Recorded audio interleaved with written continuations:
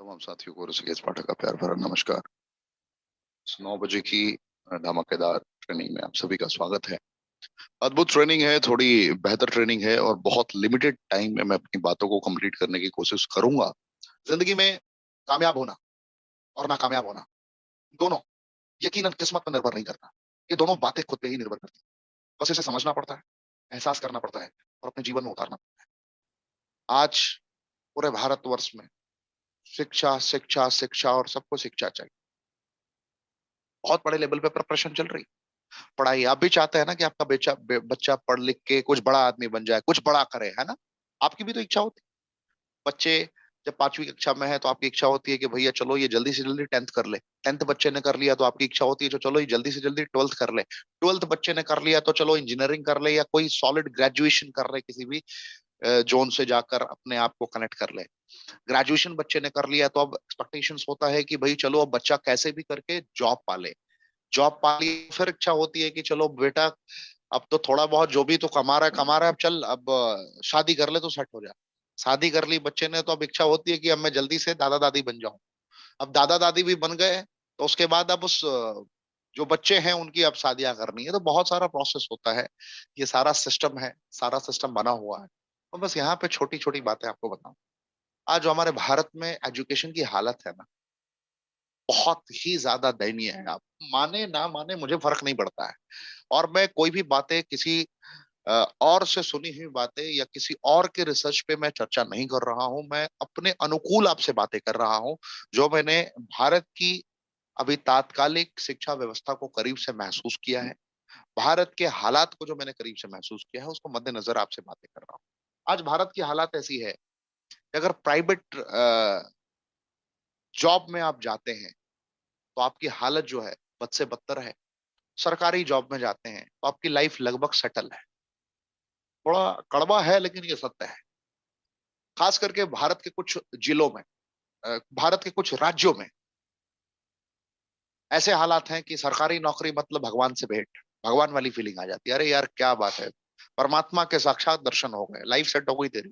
चाहे साधारण एमटीएस का ही जॉब क्यों ना कर रहा हूँ, ग्रुप डी की नौकरी क्यों ना कर रहा हूँ इंडियन रेलवेज में, लेकिन भगवान से भेंट वाली फीलिंग है। भगवान परमात्मा ने साक्षात दर्शन दे दिए हैं, ये वाली फीलिंग और ये वाली अनुभूति आने लगती है। तो छोटी छोटी बातों को आपको समझना है, फील करना है, छोटी छोटी बारीकियों को समझना है, एहसास करना है। तो आज भारत की मैं हालत बता रहा था। आप बंगाल से हो सकते हैं, आप पंजाब से हो सकते हैं, आप हरियाणा से हो सकते हैं, आप झारखंड से हो सकते हैं, आप उड़ीसा से हो सकते हैं, आप महाराष्ट्र से हो सकते हैं। आप भारत के किसी भी राज्य से आते हो, आपको देखना है कि सरकारी की अगर बात की जाए तो क्या कमाल की होती है, लेकिन प्राइवेट नौकरी की बात की जाए तो क्या दबाव की होती है। कमाल और दबाव को जरा महसूस कीजिए। कोविड के बाद तो हालात ऐसे हो गए कि जो 50,000 60,000 कमाया करते थे वो 25-30 पे कॉम्प्रोमाइज करने को मजबूर है। और बहुतों के पास तो अब नौकरियों का सहारा भी नहीं रहा। हालात इतने बेकार हो गए क्योंकि उन्होंने सिर्फ शैक्षणिक योग्यता पे फोकस किया था। एजुकेशनल क्वालिफिकेशन को उस मकाम तक पहुंचाया, बहुत फोकस्ड किया, मकाम तक पहुंच गए, उसके बाद नौकरी ढूंढी, सीखा, कुछ दिन मेहनत किया और उसके बाद ऐसे ऐसे हालात हुए। आज भारत की शिक्षा व्यवस्था की कंडीशन ऐसी है ना कि आप जब जितनी भी सरकारी स्कूलों में जाएंगे, भारत के किसी भी सरकारी स्कूल में आप पहुंच जाएं, आपके हृदय से जीवन में कभी भी एक आवाज नहीं आएगी ना कि मेरा बेटा यहीं से अपने जीवन को मुकद्दर को संवार, नहीं आएगी आवाज। रेयरेस्ट केस में दो चार जगहों पर ये एक्सेप्शनल केस हो सकता है, ये मैं बिल्कुल दावा नहीं कर सकता ऐसा नहीं है। लेकिन जो मेरा एक्सपीरियंस कहता है, लगभग 1400 स्कूलों को मैंने करीब से महसूस करने की कोशिश की है, एक सर्वे किया था। उसके अकॉर्डिंग मुझे पता चला कि बहुत बद से बदतर स्थिति है सरकारी स्कूलों की।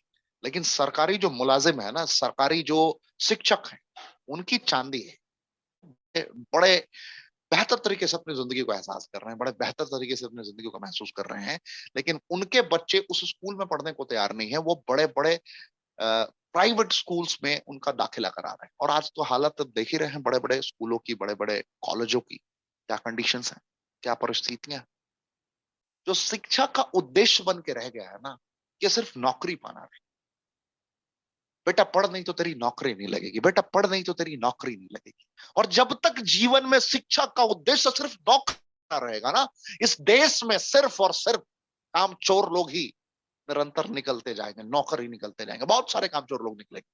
कड़वा जरूर है ये सब, ये नहीं बोलना चाहिए था मुझे, लेकिन मैं फील कराना चाहता हूं।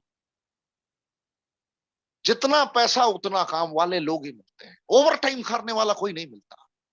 कार्य को अपनी जिंदगी समझकर कर्तव्य का निर्वहन करने वाला नहीं मिलता। अपने स्किल को बेहतर तरीके से कनेक्ट करके एक डिफरेंट मोड में जाने वाला नहीं मिलता। मैं ढूंढ ढूंढ के थक गया हूं। पता है, बॉस जब तक दो चार बात सुना है ना, लोग काम करने पे फोकस नहीं करते। पता है, हर इंसान को सिक्योरिटी चाहिए, प्रारंभिक दौर पर सिक्योरिटी चाहिए। कोई भी रिस्क लेने को तैयार नहीं, कोई भी न्यू स्किल सीखने को तैयार नहीं है, कुछ नया करने को तैयार नहीं। सबसे बड़ी समस्या है 10th क्यों किया, 12th क्यों किया, उसको पता ही नहीं है। मैं आपसे ही पूछ रहा हूं भाई साहब, हेलो, ट्रेनिंग सुन रहे हैं ना, थोड़ा फील करिए। 10th 12th आपने ग्रेजुएशन बड़े तबीयत से किया था, उसके बहुत सारे ऐसे सब्जेक्ट होंगे जिसका आपके जीवन में कभी कोई जरूरत ही नहीं पड़ा। अब आपने कभी फील ही नहीं किया, कनेक्ट ही नहीं किया, पढ़ा भूल गए। नौकरी गलती से मिल भी गई होगी, कहीं ना कहीं कुछ ना कुछ कमा भी रहे होंगे आप, लेकिन संतुष्ट नहीं होंगे।